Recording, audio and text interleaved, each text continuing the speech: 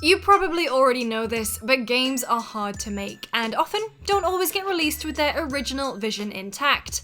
From a gameplay pivot here, to a character swap there, most go through some pretty big changes throughout their development. But then there are some games that change course completely. Here are 7 games you might not know were originally something else entirely.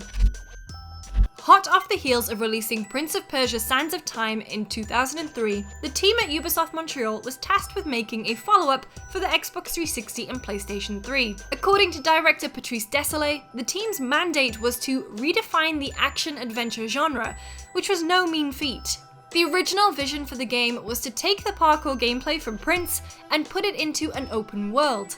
The move to next gen also enabled the team to put cut ideas from Sands of Time into the game, including crowds and the ability to jump from rooftop to rooftop. Over the course of development, Désilets came to realize that a prince wasn't exactly an exciting character to play as.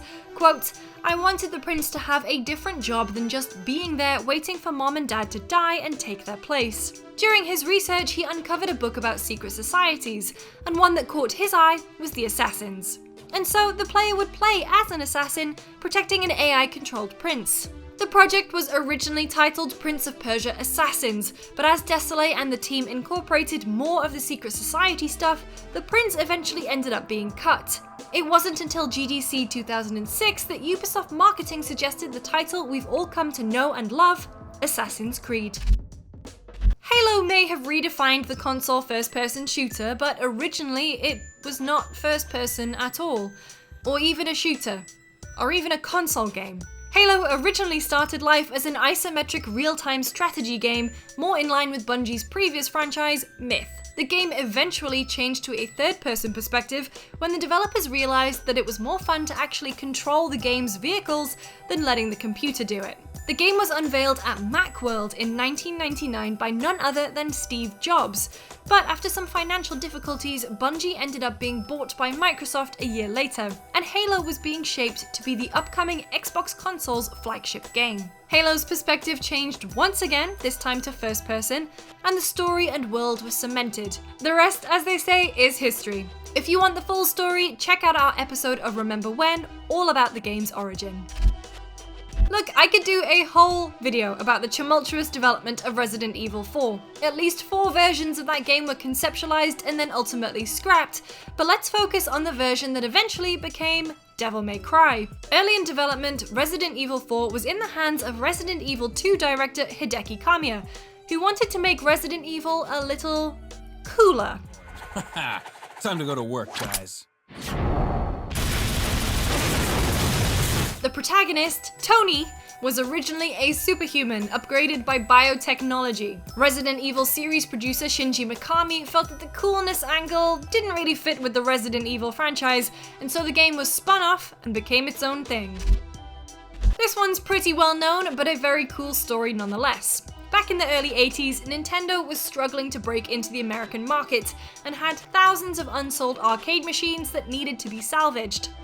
A young designer by the name of Shigeru Miyamoto was brought on to create a game that could hopefully sell these cabinets. To try and be more appealing to the American audience, Nintendo attempted to get the license for Popeye. But when that all fell through, Miyamoto aped the love triangle between Bluto, Olive Oil, and Popeye with Donkey Kong, a carpenter who would eventually become Mario, and his girlfriend, Pauline.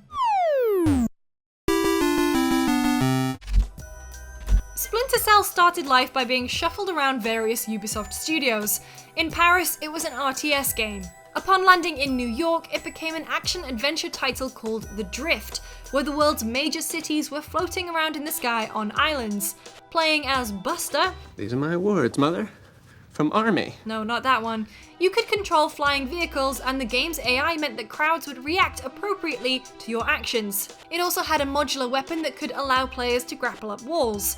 The Drift, sadly, was going nowhere, and Ubisoft eventually tried to pitch it as a James Bond game, but it didn't get picked up. Eventually, the project made its way to Montreal and was to be the Metal Gear Solid 2 killer. Ubisoft's idea was to get one over on Metal Gear by attaching Tom Clancy's name and releasing on the platform that Metal Gear wasn't available on. Microsoft quickly bought onto the idea and helped optimize and market the game. This video you're looking at right now is what Borderlands used to be. Gone is the colourful, cel-shaded art style and wacky humour, and what we originally had instead was a pretty po-faced sci-fi title. The original pitch was Halo meets Diablo, and the game's artists were given inspiration words like serious, gritty, and realistic. However, testers within Gearbox deemed the game's art style to be too similar to Fallout 3, and there was a huge discrepancy between the game's realistic look and its bombastic, over-the-top gameplay. At the 11th hour, the developer changed the art style to what we recognize today. BioShock is such an impactful and memorable game, it's hard to think that it might have been completely different. In the original pitch, you were to take on the role of Carlos Coelho, a deprogrammer assigned to infiltrate a religious cult called Serene Dawn and rescue a wealthy heiress. The player was able to create any weapon they wanted from a set of attributes and components and modify them at will. There was definitely hacking aplenty in BioShock, but the original plans were much grander. You would be able to hack the environment, increasing and decreasing oxygen levels, manipulate gravity, electrify floors, and even adjust the temperature.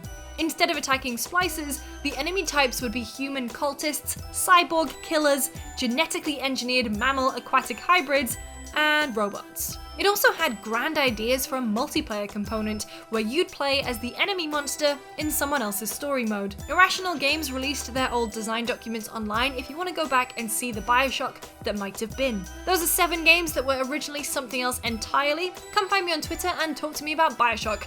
I'm at Lucy James Games. We'll see you next time.